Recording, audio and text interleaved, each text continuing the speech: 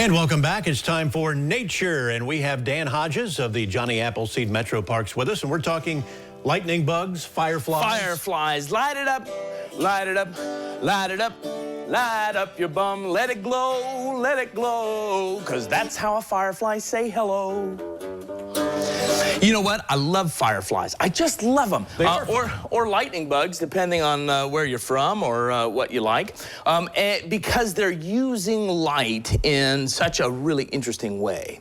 It's the same thing for birds and sound, or frogs and sound, or crickets and sound.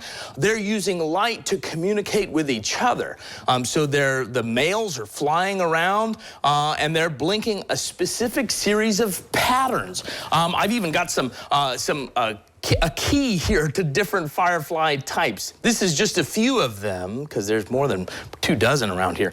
But they're using that specific series pattern of lights to communicate with females who are usually in the grass or the vegetation below, sometimes up in the trees.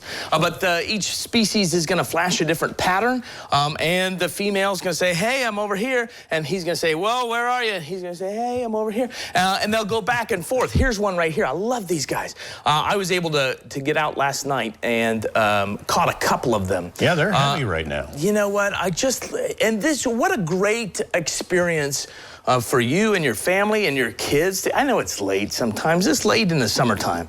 But to get outside and to experience some of these really fascinating insects. So I got a couple of pictures here because I wanted to tell you a little bit about their life story. So first of all, fireflies live most of their life. Here's a firefly life cycle. Here's the little blip of an adult. But most of their life in this gray section here is spent as a larva. Here's my little larva. Boy, they're funny looking. Have you ever seen one of these? No, can't say that. They glow too. Sometimes Really? they're called glowworms. That's probably where they started glowing in the first place. I've heard of that. But these guys right here are going to live on the ground for 2 years. And then you come out, here's the typical firefly that we see around your house usually. It's called Photinus pyralis, also called the Big Dipper or the J-stroke or the Eastern firefly. It's the one that does this beautiful little blink sort of as it moves up from the ground. The easiest one to catch is this Eastern firefly.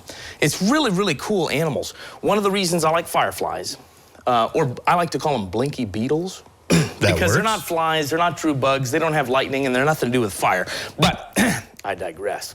The reason I really like these guys is because they're so charismatic and accessible, right? So who doesn't like just a little bit of a blinking in the evening time, right? Doesn't hurt anybody. They don't bite or pinch or scratch or claw.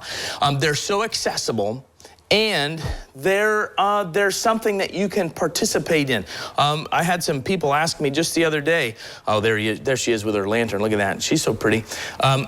Somebody asked me the other day, oh man, where are all the fireflies? You know, insect populations in general are on a pretty steep decline. We're losing habitat, we're using pesticides, and especially for fireflies, we're creating so much noise in the visible spectrum that it's really hard for these guys to reproduce. So think about it. I mean, if you're trying to sing and there's construction all around, people aren't going to hear you. If you're trying to flash and there's lights on every porch and every garageway, every flagpole, there's light everywhere. So this is a great animal to connect with and to try to help out. Turn your lights off. This is a cool animal. Get outside. Now's the time. I got a program next Tuesday. Come out and see me. All right, Dan Hodges from the Johnny Appleseed Metro Parks, and we'll be back with more right after this.